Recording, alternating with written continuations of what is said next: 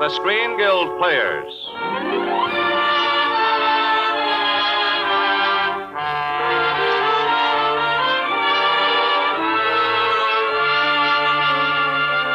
The Screen Guild play tonight, The Maltese Falcon. The starring players. This is Humphrey Bogart. This is Mary Astor. This is Sidney Greenstreet. And this is Peter Lorre.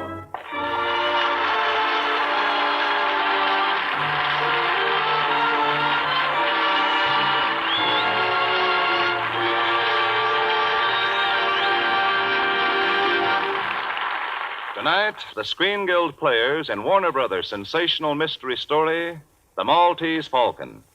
It stars Humphrey Bogart as Private Detective Sam Spade, Mary Astor as Miss Wonderly, Sidney Greenstreet as Caspar Gutman, and Peter Lorre as Joel Cairo.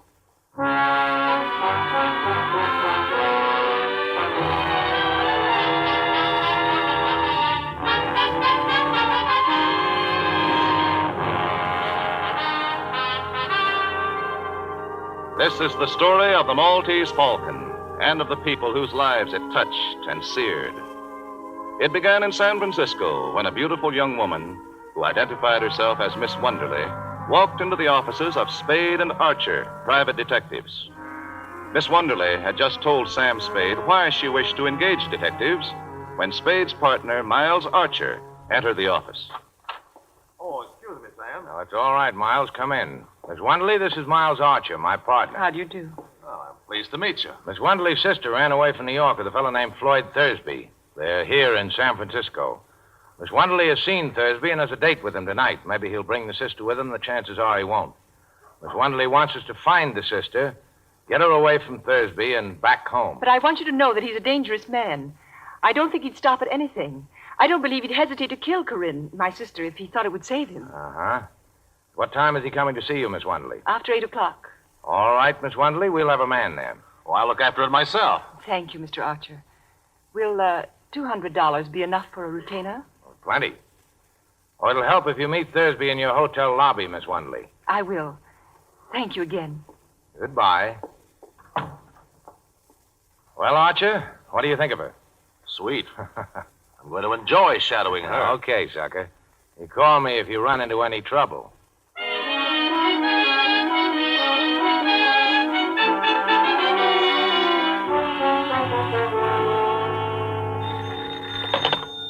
Hello? Yes, it's Spade. This is Lieutenant Dundee, Spade. What's on your mind, Copper? I thought you might be interested in knowing that your partner, Archer, was found in an alley near the St. Mark, shot through the heart from close range. Blast burnt his coat. Coming down for a look at him before he's moved? No. You've seen everything I could. His gun was tucked away on his hip. It hadn't been fired. His overcoat was buttoned. Was he working, Sam? Well? He was supposed to be tailing a fellow named Floyd Thursby. What for? Now, don't crowd me. I'll see you after I break the news to Archer's wife. I'll be there in a couple of hours.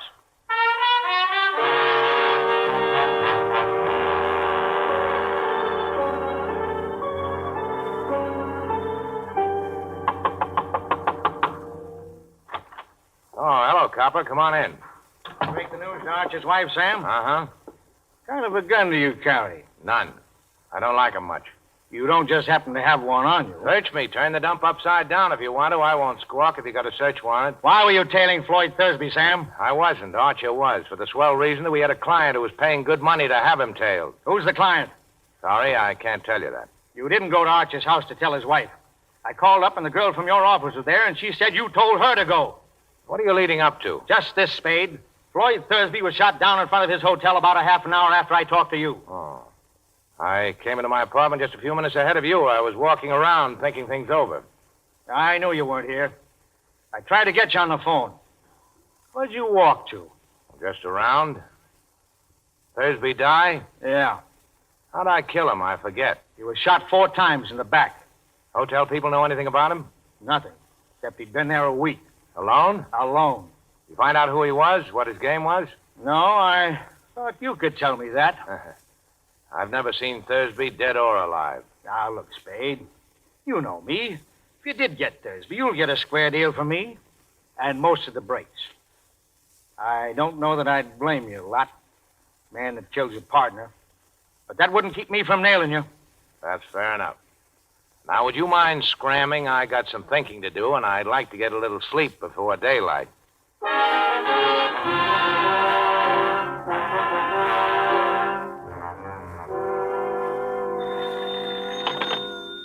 Hello? Yeah, this is Sam Spade. Oh, I was just going to call you. Where are you? Well, the Coronet on California Street, apartment 101? What's that? The name's Miss LeBlanc. Okay, I'll be right out.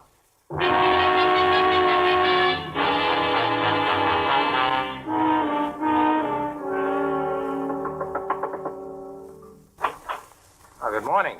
Come in, Mr. Spade. Mr. Spade, I've a terrible, terrible confession to make. That story I told you yesterday was all just a story. Oh, that. Well, we didn't exactly believe your story, Miss, is your name Wonderly or LeBlanc? It's really O'Shaughnessy, Bridget O'Shaughnessy. Oh. Well, Miss O'Shaughnessy, as I said, we didn't exactly believe your story. We believed your $200. Oh? Yes, you see, you paid us too much to be telling the truth. You knew that when you accepted the money? Oh, I suspected it. I was positive when Joel Cairo called on me. Joel Cairo? Yeah. Yeah, he seems interested in Floyd Thursby, too. What did he say? About what? About me? Nothing. Well, what did he talk about? Well, he offered me $5,000 for a black statuette of a bird. He was pretty sure I had it or knew where it was. Do you? Oh, I think I know someone who does, and $5,000 is a lot of money. But right now, the police are trying to find out who hired us to tail Floyd Thursby. Mr. Spade, do they know about me? No, I don't think they do. I've been able to stall them so far. Must they know about me at all, Mr. Spade? Couldn't you manage somehow to shield me from them? Maybe. But I'll have to know what it's all about. I can't tell you now. Later I will, when I can. You must trust me, Mr. Spade. Oh, I'm so alone and afraid. I've got nobody to help me if you won't help me. Be generous, Mr. Spade. You're strong. You're brave. You can spare me some of that strength and courage, surely. Sister, you don't need much of anybody's help. You're good. Chiefly your eyes, I think, and that throb you get in your voice when you say things like, "Be generous, Mr. Spade." All right. I deserve that. But the lie was in the way I said it, and not at all in what I said. Ah, now you are dangerous. Still, Cairo offered me $5,000. It's far more than I could ever offer you if I must bid for your loyalty. Yeah, that's good coming from you. Have you given me any of your confidence, any of the truth? I can't go ahead without more confidence in you than I have now. Can't you trust me just a little while? How much is a little? And what are you waiting for? I must talk to Joel Cairo. Oh, well, you can see him tonight. I know where to reach him. Oh, he can't come here. I can't let him know where I am. I'm afraid. We'll all meet at my place then. All right.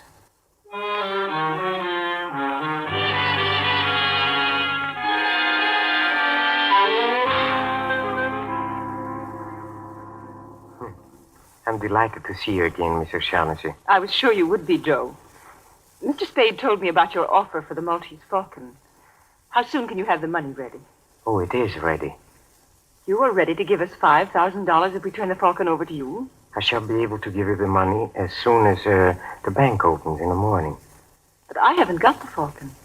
Then why did you send for me? Because I'll have it in another week. Yes? Where is it?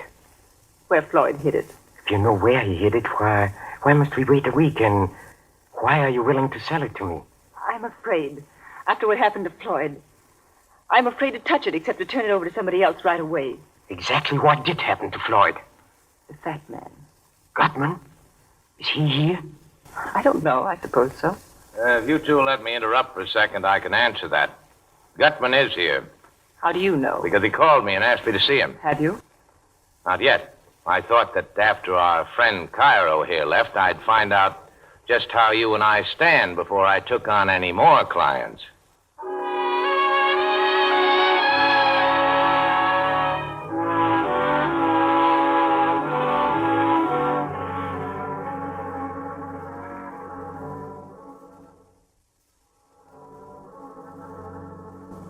Now do you know how you and I stand, Sam? Yeah. If I can believe anything about you. But you're such a liar. I am a liar. I've always been a liar. Well, I wouldn't brag about it. Was there any truth at all in that yarn you were telling me about Thursby and the Falcon? Some. Not very much. Well, we've got all night before us. I'm so tired. So tired of lying and thinking up lies and not knowing what is a lie and what is the truth. I wish... Look, honey, I think I'd better have a talk with Gutman in the morning.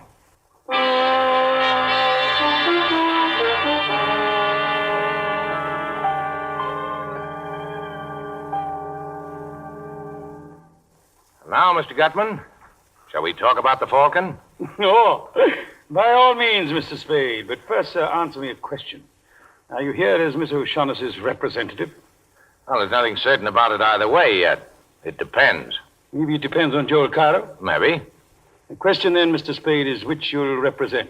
It'll be Miss O'Shaughnessy or Mr. Cairo. I didn't say so. Who else is there? There's me. Oh, well, that's wonderful, sir, wonderful. I do like a man who tells you right out he's looking out for himself. Don't we all? Uh-huh. Now let's talk about the Blackbird. Let's, Mr. Spade. Have you any conception of how much money can be got out of that blackbird? No, but you just tell me what it is, and I'll figure out the profits.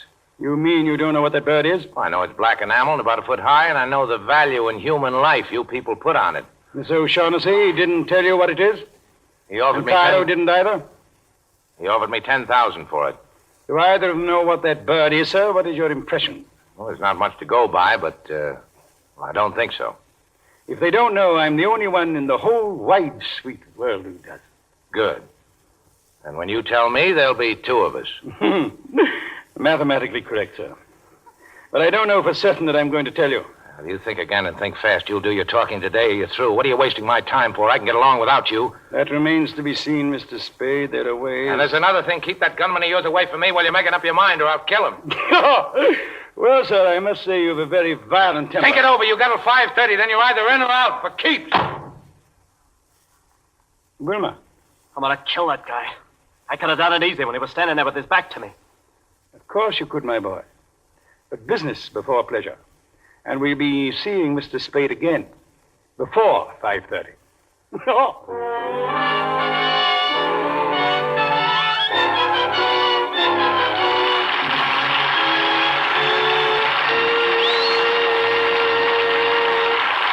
So ends Act One of The Maltese Falcon, starring Peter Lorre, Sidney Greenstreet, Mary Astor, and Humphrey Bogart.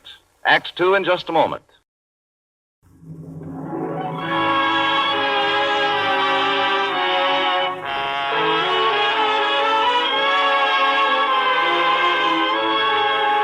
And now the curtain rises on the second act of The Maltese Falcon, starring Humphrey Bogart as Sam Spade, Mary Astor as Bridget O'Shaughnessy, Sidney Greenstreet as Casper Gutman, the fat man, and Peter Lorre as Joel Cairo.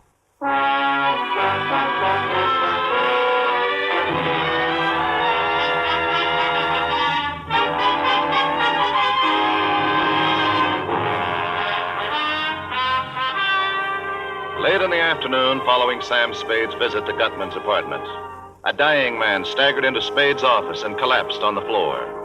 He died before he could speak to Spade, but his papers identified him as Captain Jacoby of the steamship La Paloma, and clutched to his bullet-torn chest was the Maltese Falcon. After depositing the Falcon in a railroad station check room and mailing the identification check to his private post office box, Sam met Bridget O'Shaughnessy and took her to his apartment.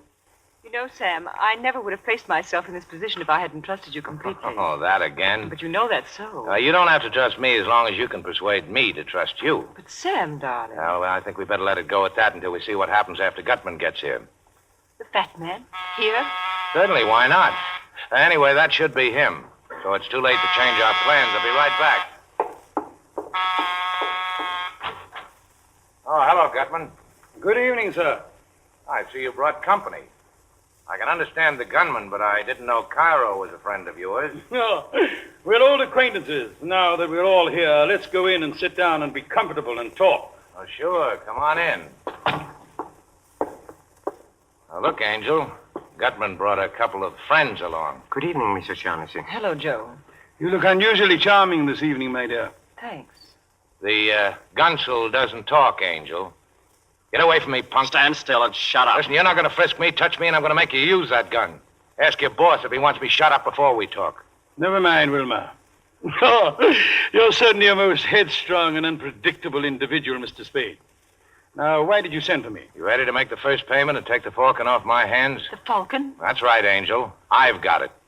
Well, sir, I have in this envelope $10,000. 10,000. Oh, we were talking about more money than that. Yes, sir, we were, but there are more of us to be taken care of now.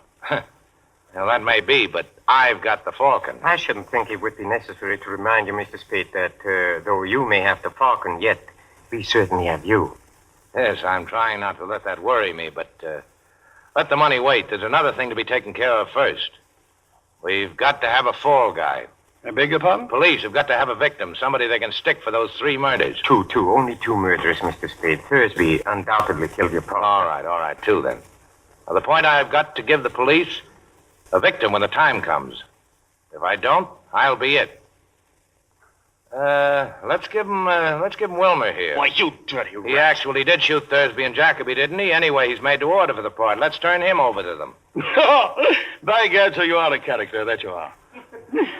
There's never any telling what you'll say or do next, except that it's bound to be something astonishing. Well, it's our best bet. With him in their hands, the police will forget the rest of us. Your plan is not at all practical, sir. Let's not say anything more about it. All right. I have another suggestion. Let's give him Cairo. Well, by God, sir. Suppose we give him you, Mr. Spade, or Mrs. Shaughnessy. How about that, huh? Sam, you wouldn't. You people want the Falcon, I've got it. The fall guy is part of the price I'm insisting on. You seem to forget you're not in a position to insist on anything. No? If you kill me, how are you going to get the Falcon? By God, sir, you are a character.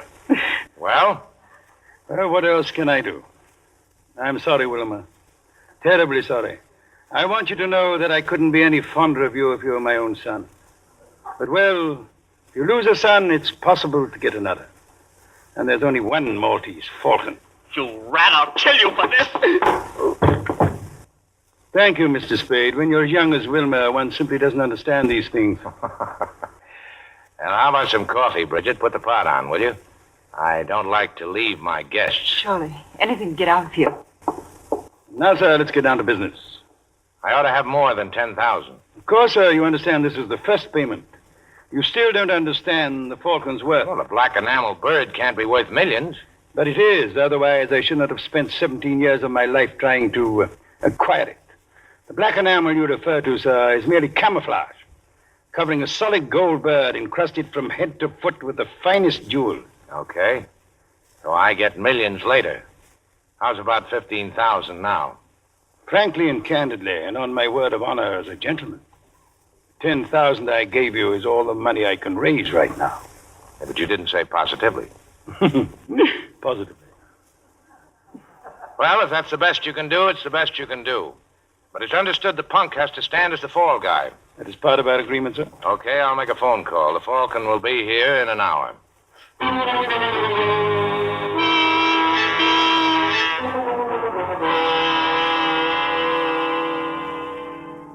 It's a fake. Huh?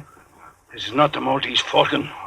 This is a lead imitation covered with the same enamel. See where I've shaved it off with a knife lead?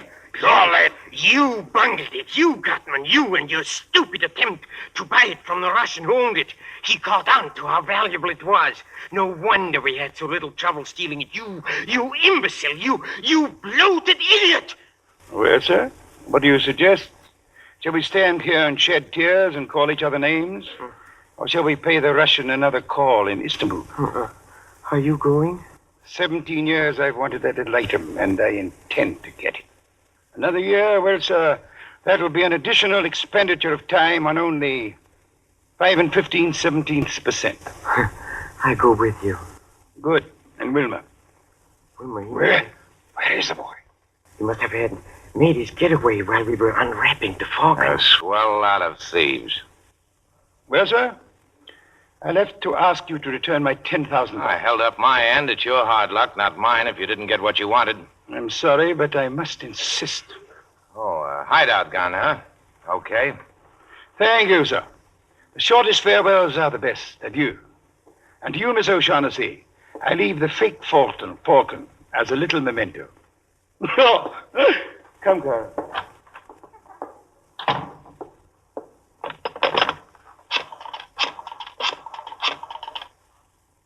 Hello, police department. Lieutenant Dundee there. Put him on. Tell him Sam Spade's calling.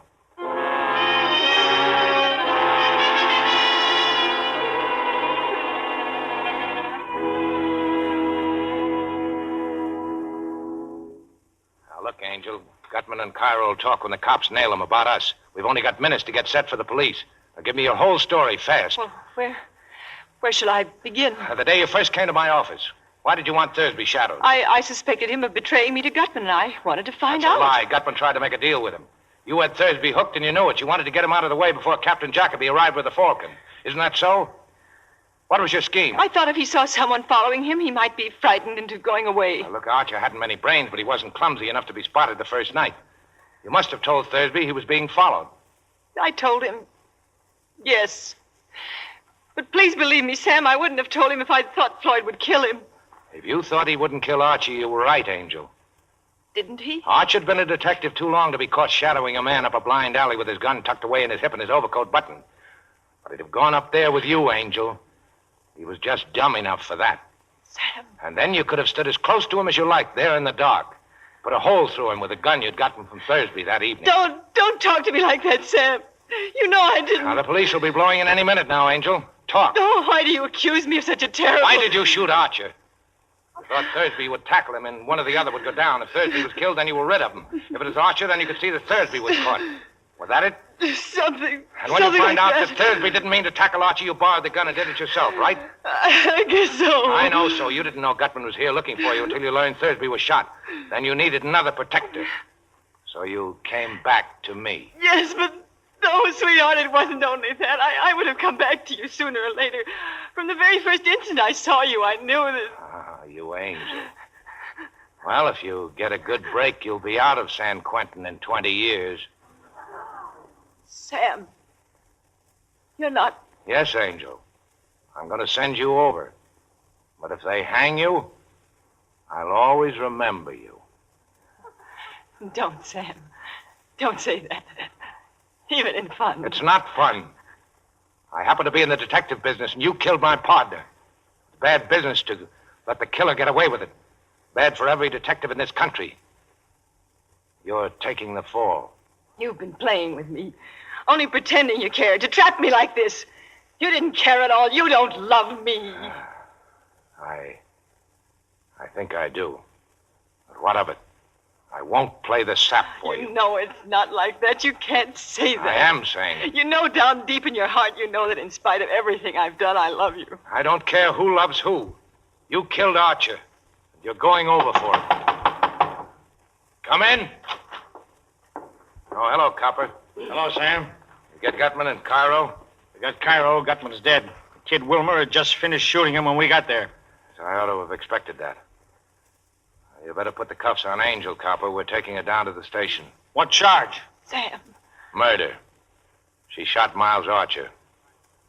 Oh, and you better bring that black bird along, too, Copper. It's part of the evidence against Cairo. Hey, this is heavy. What's it made of? The stuff that dreams are made of.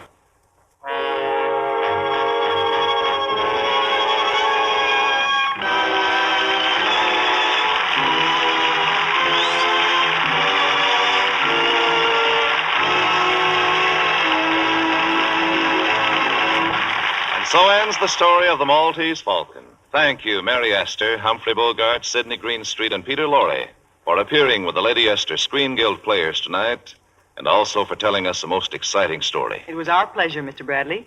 We all had a wonderful time making the picture, and the radio version tonight brought back some wonderful memories. Then, too, knowing that the benefits from these programs support the Motion Picture Country House and Clinic give us an added incentive. Music on tonight's program was arranged and conducted by Wilbur Hatch. This is the Columbia Broadcasting System.